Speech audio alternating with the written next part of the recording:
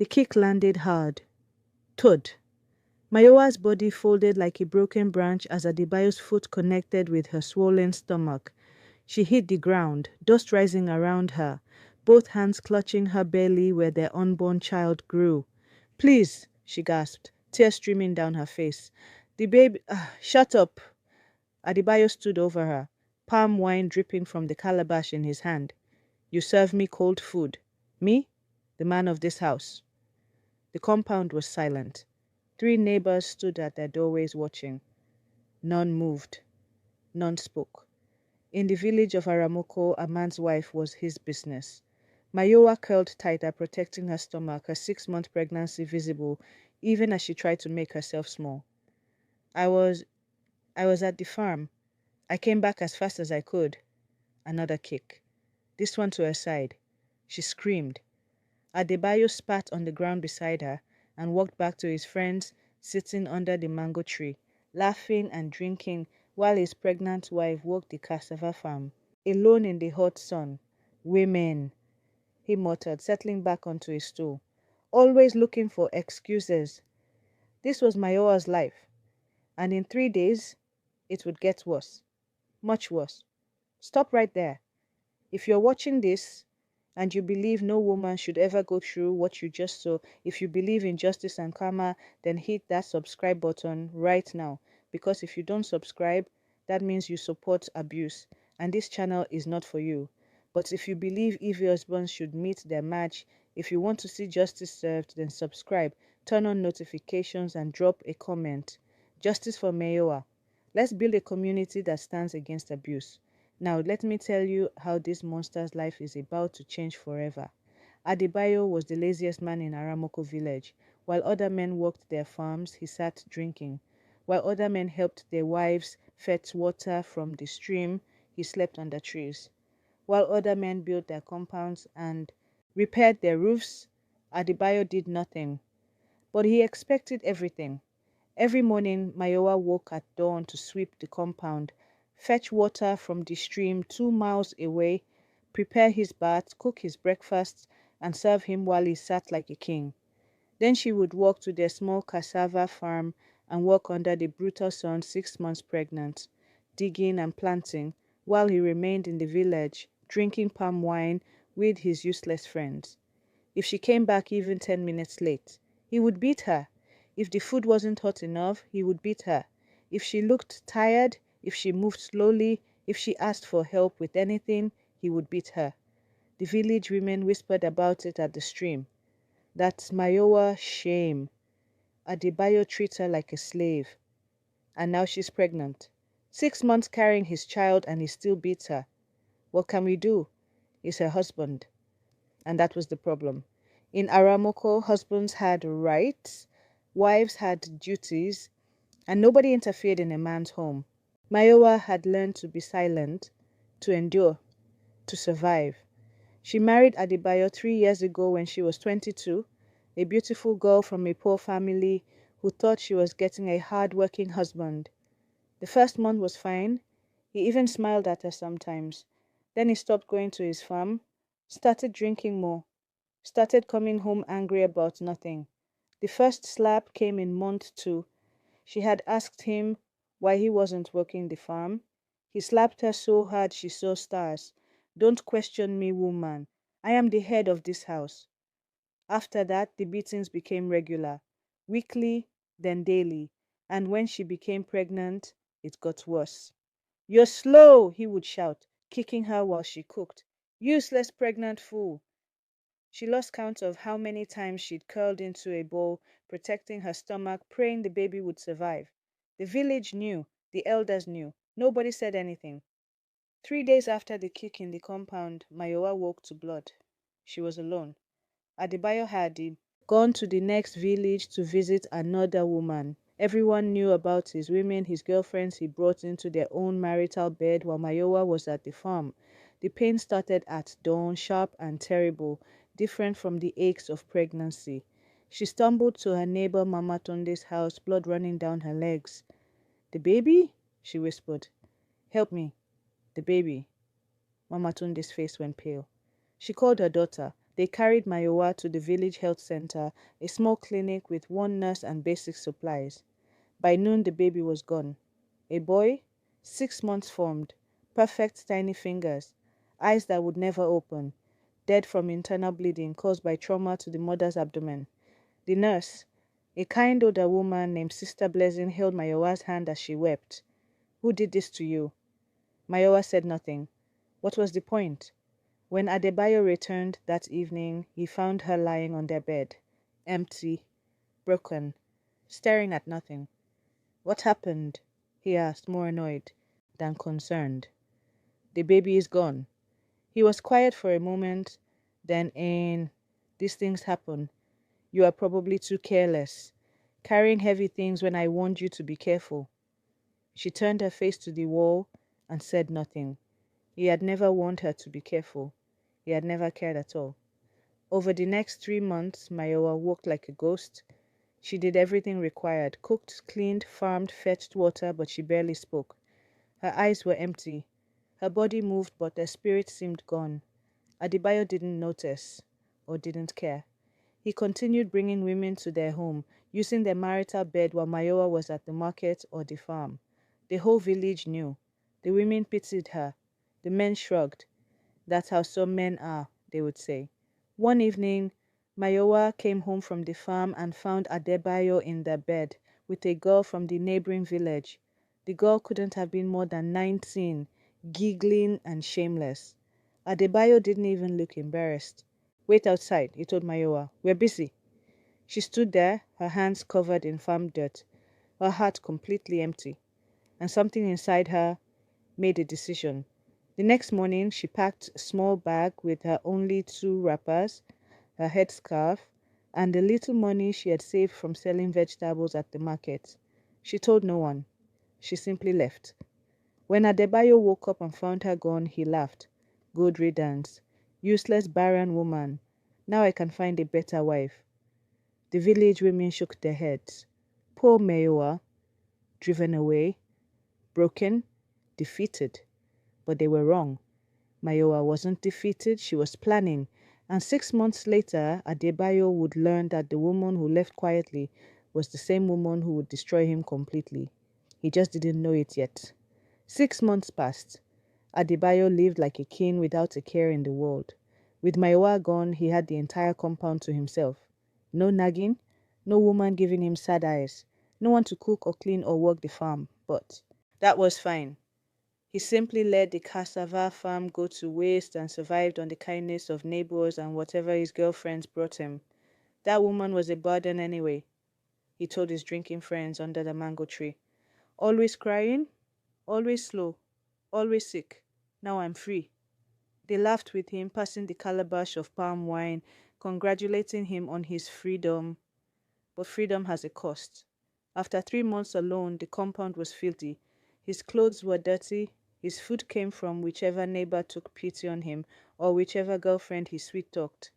The village women whispered behind his back, "Lazy fool, can't even cook for himself." Mayowa did everything and he drove her away. He needs a new wife, someone to work while he drinks. And Adebayo, listening to the whispers, realized they were right. He needed another wife. Not for love, he had never loved Mayowa. He needed a wife to work, to cook, to serve him. Someone young, beautiful, and obedient. Someone who wouldn't ask questions or complain. Someone perfect. And that's when he met Ebere. It was market day in the neighboring village of Ijero. Adebayo had gone to buy palm wine, his last remaining priority in life, when he saw her. She was standing at the pepper seller store wearing a simple blue wrapper and white blouse, her hair wrapped in a matching headscarf. She was beautiful, with smooth dark skin, bright eyes, and a gentle smile that lit up her face as she haggled politely with the seller. Adebayo straightened his dirty shirt and walked over, putting on his most charming smile. "Sister, you're too beautiful to be arguing over pepper prices," he said smoothly. "Let me buy it for you." Ebere looked up at him, her smile widening. "Ah, thank you, sir, but I can manage." No, I insist." He pulled out some wrinkled Naira notes and paid the paper seller, then handed the bag to Ebere with a flourish. Beautiful woman like you shouldn't stress. She thanked him shyly, her eyes lowered in the perfect image of a modest, humble village girl. They talked, or rather Adebayo talked, while Ebere listened with attentive respect, nodding at all the right moments, laughing at his jokes, calling him sir with the kind of deference he loved. "Are you married?" he asked boldly. "No, sir. I'm still waiting for the right man." "Perfect. And what kind of man are you looking for?" "A strong man," she said softly, her eyes still downcast. "A man who knows how to be the head of his home. Someone I can respect and serve." Adebayo's chest swelled with pride. This was exactly what he wanted. A woman who understood her place. "I'm from Aramoko village," he said. "I have a compound, farmland, everything. But I lost my wife recently." He didn't mention that she had run away, or that he had beaten her, or that he had killed their unborn child. "I'm looking for a good woman to marry, someone gentle and hardworking." Ebere smiled sweetly. "That sounds wonderful, sir." They exchanged information. Over the next 4 weeks, Adebayo visited Ijero village every few days to court Ebere. She was everything he wanted. Quiet, respectful, never questioning, always agreeable. She cooked for him when he visited, served him with her head bowed, called him my lord, with genuine sounding reverence. He never asked about her family, never wondered why a woman this perfect was unmarried at 28, never questioned why she agreed to marry him so quickly. He was too busy congratulating himself on his good fortune. The wedding was small and simple. The village elders blessed the union. Adebayo's friends clapped him on the back, joking about his luck in finding such a beautiful, submissive wife so quickly after the last one ran away. "This one is better," Adebayo announced proudly. "Younger, prettier, and she knows how to respect a husband." Ebere smiled beside him, her head bowed modestly, playing her role perfectly. That night she moved into his compound, into the same room where Mayoa had suffered, into the same bed where he had brought his mistress, and for the first 3 days everything was perfect. Ebere woke before dawn and swept the compound. She fetched water from the stream without complaint. She cooked his meals exactly how he liked them, hot, plentiful, and served with a smile. She washed his dirty clothes, cleaned the house, and never asked him to help with anything. Adebayo lounged under the mango tree with his friends, drinking palm wine and boasting. "See what I told you? This is how a wife should behave. Not like that useless Mayoa who was always tired, always complaining." His friends nodded, though some of them exchanged glances. There was something strange about Ebere. She was too perfect, too quiet, too controlled. But Adebayo noticed nothing. On the fourth night, Ebere cooked a feast, pounded yam with egusi soup, fried plantain, goat meat. Adebayo ate until his stomach was tight, praising her cooking, telling her how lucky she was to have married such a good man like him. After dinner, he leaned back in his chair, belched loudly, and barked, "Bring me water to wash my hands."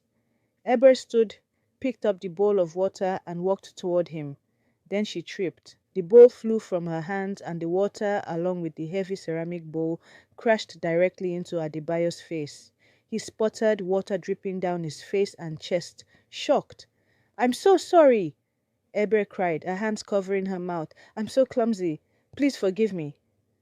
Adebayo wiped his face, ready to shout at her, but she looked so genuinely distressed, so apologetic that he swallowed his anger. Just be more careful," he muttered. "Yes, my lord. I'm so sorry." She helped him dry off, still apologizing, and he went to bed irritated but willing to overlook it. Accidents happen. The next morning, Ebere accidentally knocked a pot of hot water onto his foot while cooking. He yelped in pain, hopping on one leg. "I'm so sorry," she wailed. "I didn't see you there." He gritted his teeth, his foot throbbing. "Woman, watch what you're doing." "Yes, sir. I'm so sorry, sir." That afternoon, while serving him lunch, she accidentally dropped the plate, and a piece of hot yam landed in his lap, burning through his wrapper. He jumped up, cursing. "Sorry! Sorry!" Ebere was crying now, looking terrified. "Please forgive me. I don't know what's wrong with me today. Adebayo was furious but confused. She seemed genuinely upset, and she had been so perfect the first 3 days. Maybe she was just nervous. New wife jitters. He decided to let it go. That night everything changed. Adebayo lay in bed, his burned foot and scalded lap still aching when Ebere entered the room. She closed the door quietly behind her and turned to face him. And her expression was no longer sweet, no longer submissive, no longer afraid. She smiled. But it wasn't the gentle smile from before. It was cold, knowing, dangerous. We need to talk, she said quietly. And Adebayo, looking into her eyes, felt fear for the first time in his worthless life. What? What do you mean? Adebayo sat up in bed, his voice uncertain. Ebere didn't answer immediately.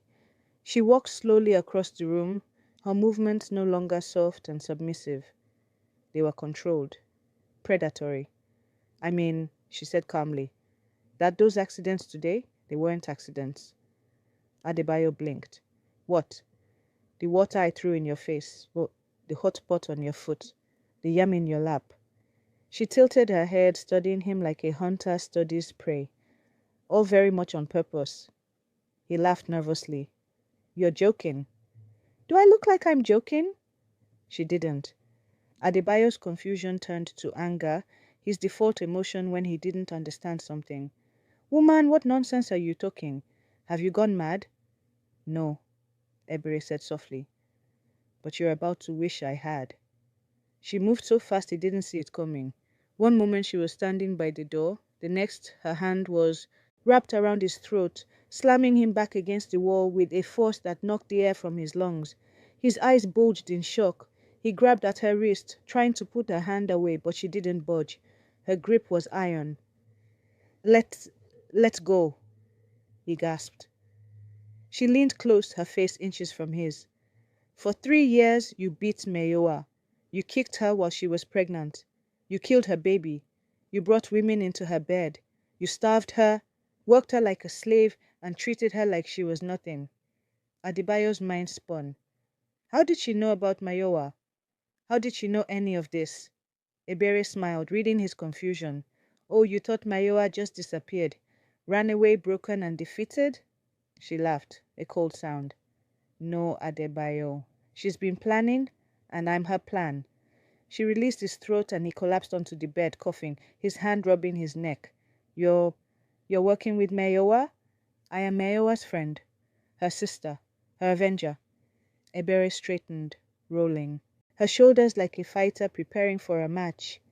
And for the next 6 months, you're going to feel everything she felt. Every beating, every humiliation, every moment of pain.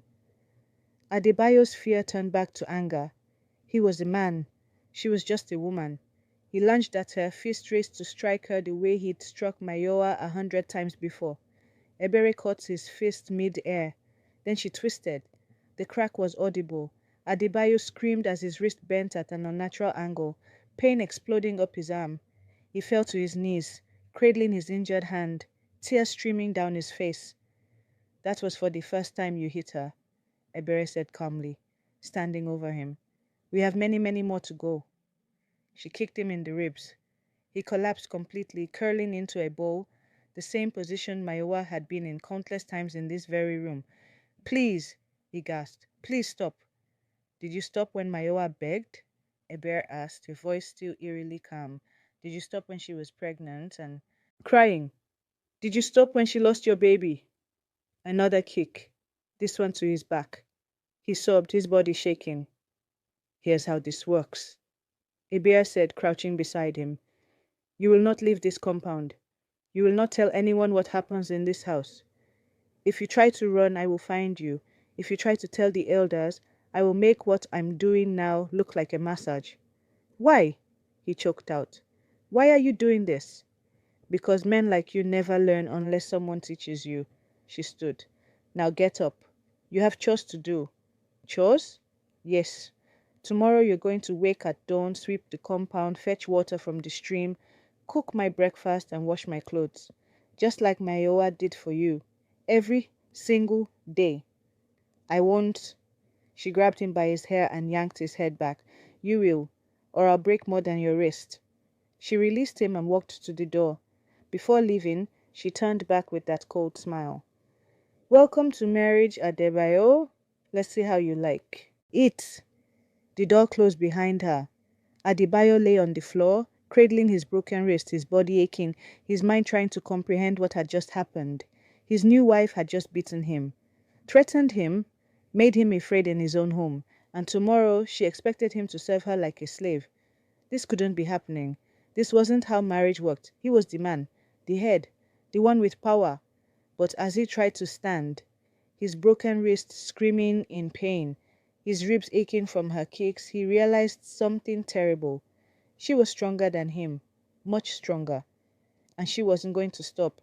If you're watching this and your blood is boiling for what Adebayo is finally getting, slam that like button right now.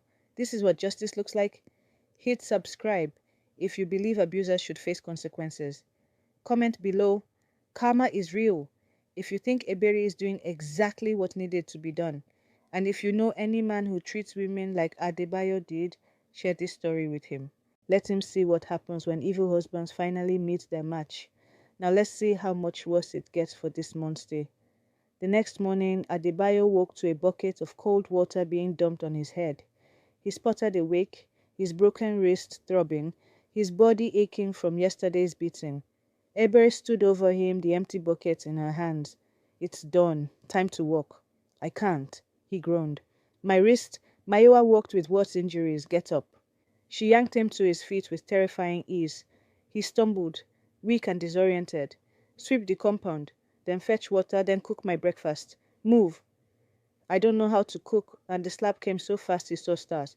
His cheek burned, his head ringing. Learn, Ebere said coldly. The way Mayoa had to learn everything while you did nothing. Move, now. With his good hand, Adebayo picked up the broom and stumbled outside. The sun was barely up. The compound was quiet. None of his neighbors were awake yet to see him, a grown man sweeping his own compound with tears running down his face. Every sweep sent pain through his broken wrist. Every movement reminded him of his beaten ribs. After sweeping, Ebere appeared with 2 large jerry cans. Stream! Now! 2 trips! I can't carry it. She grabbed his broken wrist and squeezed. He screamed, dropping to his knees. Stop making excuses. Go! He went. The walk to the stream was 2 miles. The same walk Mayoa had made every single day, pregnant, exhausted while he slept. Now he made it, his body weak from lack of work, his wrist useless, having to carry the heavy containers with one hand. He passed women at the stream who stared at him in confusion. Adebayo? What are you doing here? My wife sent me, he muttered, shame burning hotter than pain. They whispered as he left, struggling with the water. Back at the compound, Ebere was waiting. Took you long enough. Now cook. He had never cooked a meal in his life. He fumbled with the pot, the fire, the ingredients. Everything he made was wrong. Ebere tasted the watery soup he'd managed and spat it out. This is terrible. She poured it over his head. The hot liquid burned his scalp. He cried out, humiliated. Make it again. Properly this time. This became his life. Every day he woke to beatings, worked from dawn to dusk, cooked meals that were never good enough, cleaned to her impossible standards, fetched water, washed clothes, and every night she would beat him again systematically, carefully, making sure to cause maximum pain without killing him. This is for the time you kicked her when she was 7 months pregnant, she would say, landing a precise blow to his kidney. This is for the time you brought that girl into her bed. This is for calling her useless. Each beating came with a reason. Each reason was something he had done to Mayoa. He tried to escape once in the 2nd week, made it to the village square before Ebere caught him, dragged him back and beat him so badly he couldn't walk for 3 days. He tried to tell the elders, but when he opened his mouth to speak, Ebere's eyes warned him, and he remembered her promise. If he told, it would get worse. Besides, who would believe him? A man being beaten by his wife? They would laugh him out of the village. So he endured, and the village began to notice. Have you seen Adebayo lately? He looks terrible. I heard screaming from his compound last night. He's screaming. His wife sent him to fetch water again yesterday. A man! Fetching water! The whispers grew, but nobody intervened, just like nobody had intervened when it was Mayoa screaming, and Adebayo finally understood. He was trapped, broken, powerless, exactly like Mayoa had been, and there was worse to come. 3 months passed. Adebayo was no longer the man he had been. His body was covered in bruises that never fully healed before new ones appeared. His broken wrist had set badly, because Ebere refused to let him see a doctor. He had lost weight from the constant work and the meager food she allowed him to eat. But worse than the physical pain was the psychological destruction. Every morning he woke in fear. Every task he performed, he did trembling, knowing that any mistake would result in another beating. Every night he lay awake waiting for her footsteps, wondering which past sin she would punish him for today. He had become exactly what he had made Mayoa, a terrified, broken slave in his own home. The village had stopped pretending not to notice. Women whispered openly at the market. Adebayo's wife beats him like a dog. I heard him crying yesterday. Crying. A grown man. Maybe now he understands what Mayoa went through. The men were less sympathetic. What kind of man lets a woman beat him? He must be cursed. Probably deserves it. Remember how he treated his first wife? One evening, as Adebayo swept the compound for the third time that day, because Ebere claimed he had missed spots, a figure appeared at the gate. Mayoa! Adebayo dropped the broom, his mouth falling open. She looked completely different from the broken woman who had left 6 months ago. Her face was full and healthy.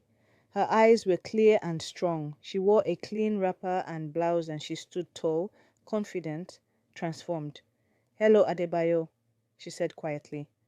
He stumbled backward, his mind refusing to accept what he was seeing. You're alive? Healthy? Strong? Mayoa stepped into the compound. Yes. Surprised? Ebere emerged from the house, wiping her hands on a cloth. When she saw Mayoa, she smiled. A genuine, warm smile, completely different from the cold expression she showed Adebayo. Sister, Ebere greeted. Sister, Mayoa replied. They embraced like old friends. Adebayo's legs gave out. He sat down hard in the dust, staring at the two women, his broken mind finally understanding. You planned this together. Of course we did, Mayoa said, looking down at him with an expression that was neither angry nor pitying, just nothing. He meant nothing to her anymore. Did you think I would just disappear? Just accept what you did to me? But how did you, after I left, I went to the women's shelter in the city. Mayoa explained calmly, as if discussing the weather. A place for women escaping abusive marriages. That's where I met Ebere. Ebere nodded. I volunteer there. I help women who've been broken by men like you. And when I'm needed, she smiled that cold smile, I help them get justice. Ebere used to be a soldier, Mayoa continued. She knows how to fight, how to hurt people, how to break them without killing them. She's helped 12 women before me get revenge on their abusive husbands. Adebayo's eyes widened in horror. 12! 12! Ebere confirmed. Men who beat their wives, who raped them, who treated them like slaves, men like you. She crouched down to his level. And you know what's beautiful? Not one of those men ever reported it. Because who would believe them? Who would take a man seriously when he says his wife beats him? The irony crashed over Adebayo like a wave. The same system that had protected him when he beat Mayoa now protected Ebere as she beat him. What do you want? He whispered. Why are you here, Mayoa? To see if you've learned anything, she replied. Tell me, Adebayo, have you learned? He opened his mouth, then closed it. What could he say? Mayoa continued, her voice steady and strong. For 3 years you beat me. You starved me. You worked me like an animal while you drank and did nothing. You brought women into our bed. And when I was pregnant with your son, Our son. You kicked me so hard you killed him. Her voice finally cracked on the last word, but she didn't cry. She had no tears left for him. I lost my baby because of you. I lost 3 years of my life living in fear. I lost my dignity, my joy, my hope. You took everything from me. Adebayo looked down, unable to meet her eyes. So, Ebere gave you 3 months of what you gave me for 3 years, and even that isn't enough. It will never be enough, but it's something. She turned to leave, then paused. Oh, and Adebayo? Ebere isn't going anywhere. This is her home now, your home. And she'll stay here as long as she wants, doing whatever she wants. If you try to divorce her, she'll take everything. If you try to hurt her, well, Mayoa smiled grimly. You've seen what she can do. You can't, this isn't right. Adebayo finally found his voice, desperation making him bold. You can't just leave her here to torture me. Why not? Mayoa asked simply. You tortured me for 3 years and nobody stopped you. Nobody helped me. The elder said it was your right as a husband. So now Ebere is exercising her right as a wife. She walked to the gate, then turned back one last time. Maybe one day, when you've truly understood what you did, when you've changed, completely, Ebere will leave. Maybe. But that day isn't today, and it won't be tomorrow. You have a long road ahead of you, Adebayo. A very long road. Please, Waki, he whispered, tears running down his face. Please, Mayoa. I'm sorry. I'm so sorry. Are you sorry for what you did? She asked. Or are you just sorry that you finally faced consequences? He had no answer. Mayoa left. Ebere stood over Adebayo, looking down at the broken man who had once been a village tyrant. Get up, she said. The compound isn't clean enough, and you still need to cook my dinner. I can't. I can't do this anymore. Mayoa did it for 3 years while pregnant and grieving. You can manage 3 months. She walked back into the house. Adebayo sat in the dust of his compound, completely broken, completely defeated, finally understanding what he had done. But understanding came too late. The village of Aramoko continued its daily life. People farmed, people traded, people lived, and in one compound, a man who had once beaten his wife now swept floors with shaking hands, fetched water with aching shoulders, and learned that evil husbands do eventually meet their match. 6 months later, Ebere finally left. Not because Adebayo had changed, though he had become quieter, more fearful, completely broken. She left because her work was done. Adebayo lived alone after that, doing all his own chores, speaking to no one, avoiding everyone's eyes. The village women no longer pitied him, the village men no longer respected him. He was nothing, just like he had made Mayoa feel, and that was his punishment. Not the beatings, not the work, but finally understanding what he had done and having to live with it forever. If this story left you satisfied, if you believe Adebayo got exactly what he deserved, smash that like button right now. Subscribe if you believe in justice for abused women. And here's my question for you. Was Ebere right to do what she did? Or should Mayoa have just forgiven and moved on? Drop your honest opinion in the comments. I want to hear what you think. And please, if you know any woman going through abuse, share this story. Let her know that she's not alone, that there is hope, and that evil husbands do meet their match. Where are you watching from? Drop your location below. New story next week. Until then, remember, treat people with kindness because karma is real and she has a very long memory. God bless you. Evil husbands will always meet their match. Abuse is never a man's right. Karma doesn't forget. And sometimes justice wears a woman's face and has a very strong right hook.